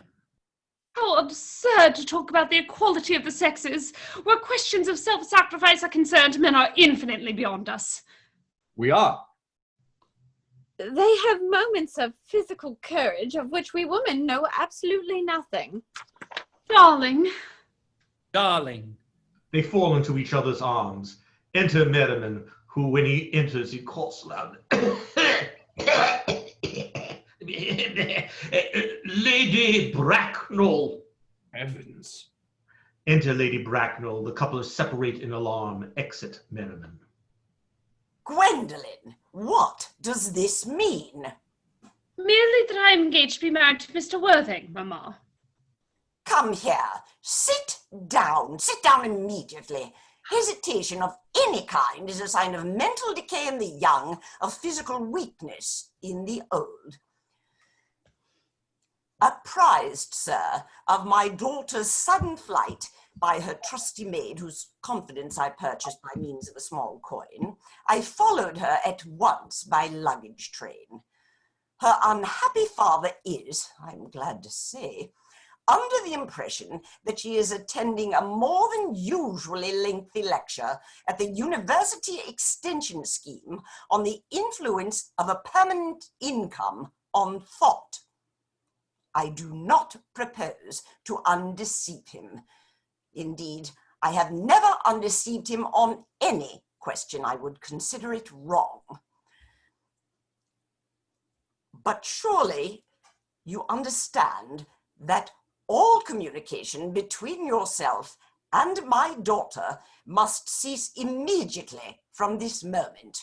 On this point, as indeed on all points, I am firm. I am engaged to be married to Gwendolen, Lady Bracknell. You are nothing of the kind, sir. And now, as regards Algernon. Algernon? Yes, Aunt Augusta. May I ask if it is in this house that your invalid friend Mr. Bunbury resides? Oh, no, but Bunbury doesn't live here. Bunbury is somewhere else at present. In fact, Bunbury is dead. Dead? When did Mr. Bunbury die? His death must have been extremely sudden. Oh, I killed Bunbury this afternoon. I mean, poor Bunbury died this afternoon. What did he die of? Bunbury? Oh, he was quite exploded. Exploded? Was he the victim of a revolutionary outrage? I was not aware that Mr. Bunbury was interested in social legislation. If so, he is well punished for his morbidity. My dear Aunt Augusta, I mean he was found out. The doctors found out that Bunbury could not live. That is what I mean. So Bunbury died. He seems to have had great confidence in the opinion of his physicians. I am glad, however, that he made up his mind at the last to some definite course of action and acted under proper medical advice. And now that we have finally got rid of this Mr. Bunbury, may I ask Mr. Worthing, who is that young person whose hand my nephew Algernon is now holding in what seems to me to be a peculiarly unnecessary manner? That lady is Miss Cecily Cardew, my ward. I am engaged to be married to Cecily, Aunt Augusta. I beg your pardon? Mr. Moncrieff and I are engaged to be married, Lady Bracknell. I do not know whether there is anything peculiarly exciting in the air of this particular part of Hertfordshire, but the number of engagements that go on seems to me considerably above the proper average that statistics have laid down for our guidance. I think some preliminary inquiry on my part would not be out of place. Mr. Worthing, is Miss Cardew at all connected with any of the larger railway stations in London? I merely desire information. Until yesterday, I had no idea that there were any families or persons whose origin was a terminus. Miss Cardew is the granddaughter of the late Mr. Thomas Cardew of 149 Belgrave Square Southwest, Gervase Park, Dorking, Surrey, and the Sporran, Fifeshire, NB. That sounds not unsatisfactory. 3 addresses always inspire confidence, even in tradesmen. But what proof have I of their authenticity? I have carefully preserved the court guides of the period. They are open to your inspection, Lady Bracknell. I have known strange errors in that publication. Miss Cardew's family solicitors are Messrs. Markby, and Markby. Markby, and Markby, a firm of the very highest position in their profession. Indeed, I am told that one of the Mr. Markbys is occasionally to be seen at dinner parties. So far, I am satisfied. How extremely kind of you, Lady Bracknell. I have also in my possession, you will be pleased to hear, certificates of Miss Cardew's birth, baptism, whooping cough, registration, vaccination, confirmation, and the measles, both the German and English variety. Ah, a life crowded with incident, I see, though perhaps somewhat too exciting for a young girl. I myself am not in favour of premature experiences. Gwendolen, the time approaches for our departure. We have not a moment to lose. As a matter of form, Mr. Worthing, I had better ask you if Miss Cardew has any little fortune. Oh, about £130,000 in the funds. That is all. Goodbye, Lady Bracknell. So pleased to have seen you. A moment, Mr. Worthing. £130,000, and in the funds. Miss Cardew seems to me a most attractive young lady, now that I look at her. Few girls of the present day have any really solid qualities to recommend them. Any of the qualities that last and improve with time. We live, I regret to say, in an age of surfaces.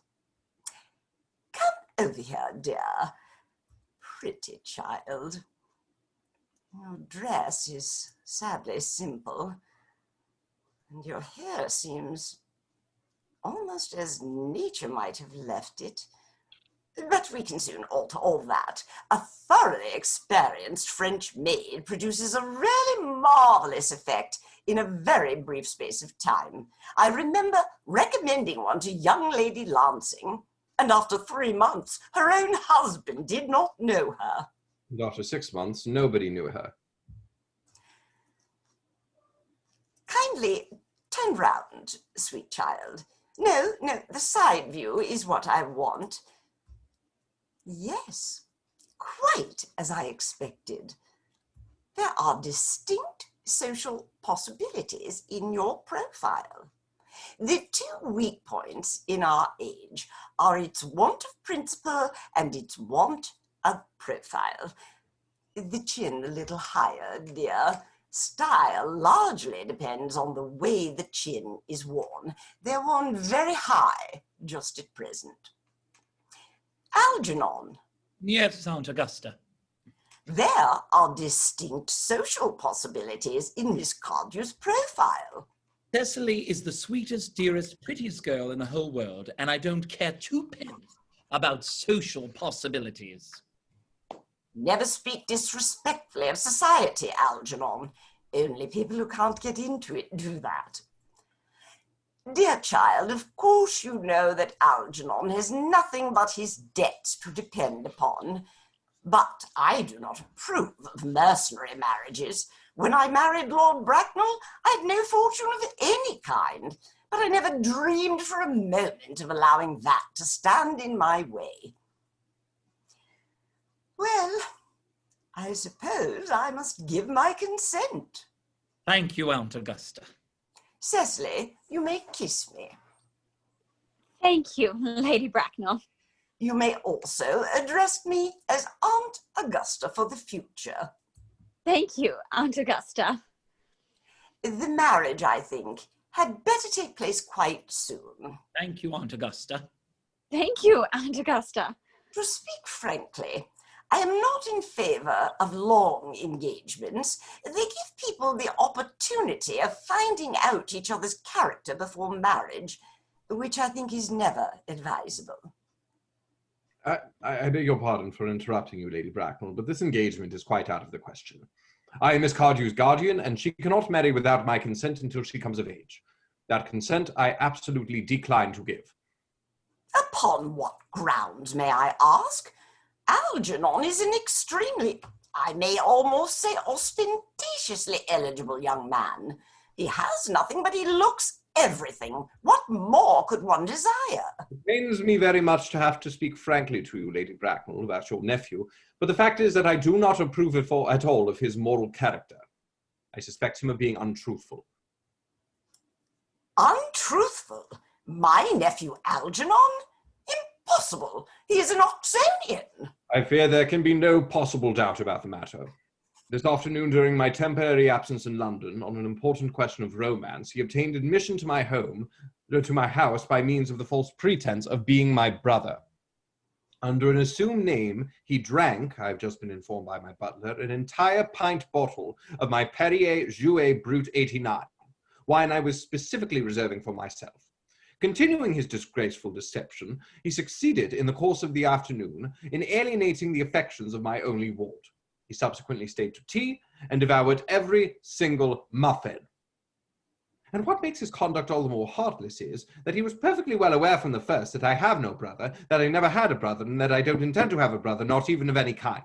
I distinctly told him so myself yesterday afternoon. Mr. Worthing, after careful consideration, I have decided entirely to overlook my nephew's conduct to you. That is very generous of you, Lady Bracknell. My own decision, however, is unalterable. I decline to give my consent. Come here, sweet child. How old are you, dear? Well, I am really only 18, but I always admit to 20 when I go to evening parties. You are perfectly right in making some slight alteration. Indeed, no woman should ever be quite accurate about her age. It looks so calculating. 18, but admitting to 20 at evening parties.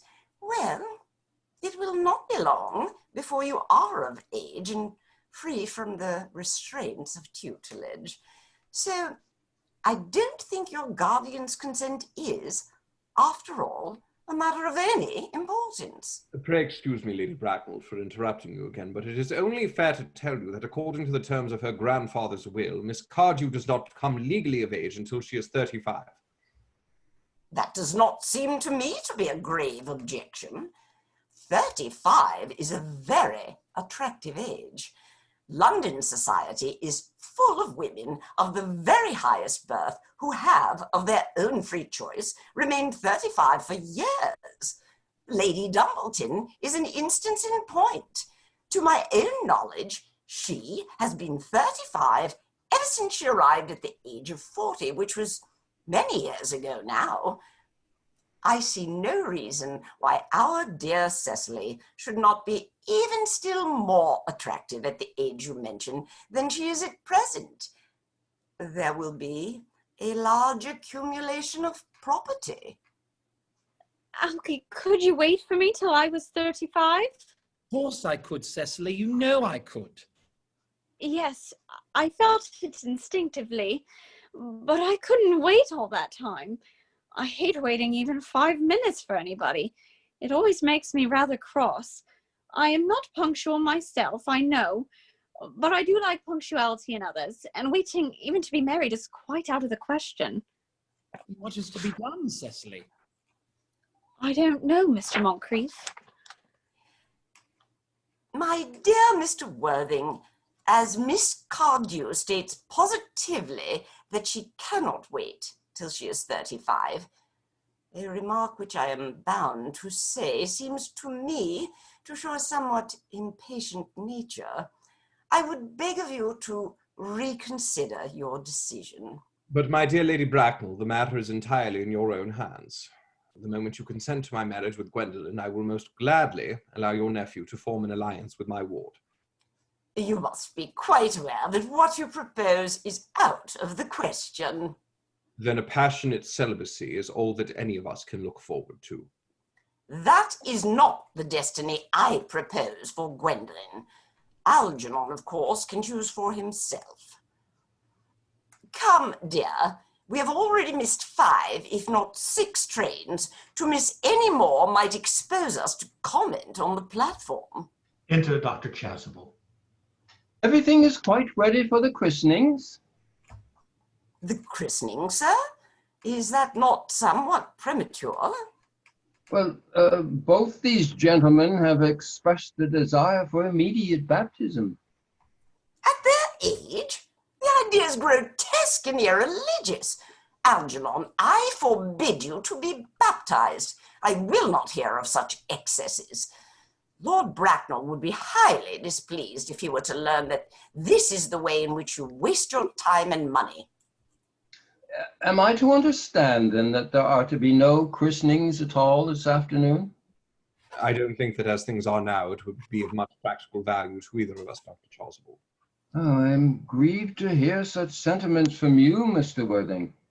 They savor of the heretical views of the Anabaptists, views that I have completely refuted in 4 of my unpublished sermons. However, your present mood seems to be one of peculiarly secular. I will return to the church at once. Indeed, I have just been informed by the pew opener that for the last hour and a half, Miss Prism has been waiting for me in the vestry. Miss Prism? Did I hear you mention a Miss Prism? Yes, Lady Bracknell, I am on my way to join her. Pray allow me to detain you for a moment. This matter may prove to be one of vital importance to Lord Bracknell and myself. Is this Miss Prism, a female of repellent aspect, remotely connected with education? She is the most cultivated of ladies, and the very picture of respectability. It is obviously the same person. May I ask what position she holds in your household? I am a celibate, madam. Miss Prism, Lady Bracknell, has been for the last 3 years Miss Cardew's esteemed governess and valued companion. In spite of what I hear of her, I must see her at once. Let her be sent for. But she approaches. She is nigh. Enter Miss Prism hurriedly. Well, I was told you expected me in the vestry, dear Canon. I have been waiting for you there for 1 hour and 3/4. Prism! Come here, Prism. Prism, where is that baby? 28 years ago, Prism, you left Lord Bracknell's house at 104 Upper Grosvenor Street in charge of a perambulator that carried a baby of the male sex. You never returned. A few weeks later, after the elaborate investigation of the Metropolitan Police, the perambulator was located at midnight, standing by itself in a remote corner of Bayswater. It contained the manuscript of a 3-volume novel of more than usually revolting sentimentality. But the baby was not there. Prism, where is that baby? Lady Bracknell, I admit with shame that I do not know. I only wish that I did. The plain facts of the case are these. On the morning of the day you mention, a day that is forever branded on my memory, I prepared as usual to take the baby out in the perambulator. I also had with me a somewhat old but capacious handbag in which I had intended to place the manuscript of a work of fiction that I had written during my few unoccupied hours. In a moment of mental abstraction, for which I can never forgive myself, I deposited the manuscript in the bassinet and placed the baby in the handbag. But where did you deposit the handbag? Oh, do not ask me, Mr. Worthing. Miss Prism, this is a matter of no small importance to me. I insist on knowing where you deposited the handbag that contained that infant. I left it in the cloakroom of one of the larger railway stations in London. What railway station? Victoria, the Brighton line. I must retire to my room for a moment. Gwendolen, wait here for me. If you don't take too long, I shall wait all my life. Exit Jack in great excitement. What do you think this means, Lady Bracknell? I dare not even suspect, Dr. Chasuble. I need hardly tell you that in families of high position, strange coincidences are not supposed to occur. They are hardly considered the thing. Noises heard overhead as if someone were throwing trunks about. Everyone looks up. Uncle Jack seems strangely agitated. Your guardian has a very emotional nature. This noise is extremely unpleasant. It sounds as if he were having an argument.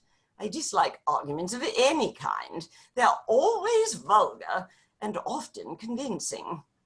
It has stopped now. Noise is redoubled. I wish he would arrive at some conclusion. This suspense is terrible. I hope it will last. Enter Jack with a handbag of black leather in his hand. Is this the handbag, Miss Prism? Examine it carefully before you speak. The happiness of more than one life depends on your answer. It seems to be mine. Yes, here is the injury it received through the upsetting of a Gower Street omnibus in younger and happier times.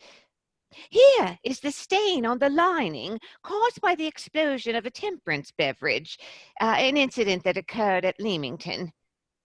And here on the lock are my initials. I had forgotten that in an extravagant mood I had had them placed there. The bag is undoubtedly mine. I am delighted to have it so unexpectedly restored to me. It has been a great inconvenience being without it all these years. Miss Prism, more is restored to you than this handbag. I was the baby you placed in it. You? Yes. Mother. He embraces her. Mr. Worthing, I am unmarried. Unmarried? I do not deny that is a serious blow. But after all, who has the right to cast a stone against one who has suffered? Cannot repentance wipe out an act of folly? Why should there be but one law for men and another for women? Mother, I forgive you. He tries to embrace her again. Mr. Worthing, there is some error. There is the lady who can tell you who you really are. Lady Bracknell, I hate to seem inquisitive, but would you kindly inform me who I am? I am afraid that the news I have to give you will not altogether please you. You are the son of my poor sister, Mrs. Moncrieff, and consequently, Algernon's elder brother. Algy's elder brother? Then I have a brother after all. I knew I had a brother. I always said I had a brother. Cecily, how could you have ever doubted that I had a brother? Dr. Chasuble, my unfortunate brother. Miss Prism, my unfortunate brother. Gwendolen, my unfortunate brother. Algy, you young scoundrel, you will have to treat me with more respect in the future. You have never behaved to me like a brother in all your life. Well, not till today, old boy, I admit. I did my best, however, though I was out of practice. They shake hands. My own. But what own are you? What is your Christian name now that you have become someone else? Heavens, I had quite forgotten that point. Your decision on the subject of my name is irrevocable, I suppose. I never change, except in my affections. What a noble nature you have, Gwendolen. Then the question had better be cleared up at once. Aunt Augusta, a moment. At the time when Miss Prism left me in the handbag, had I been christened already?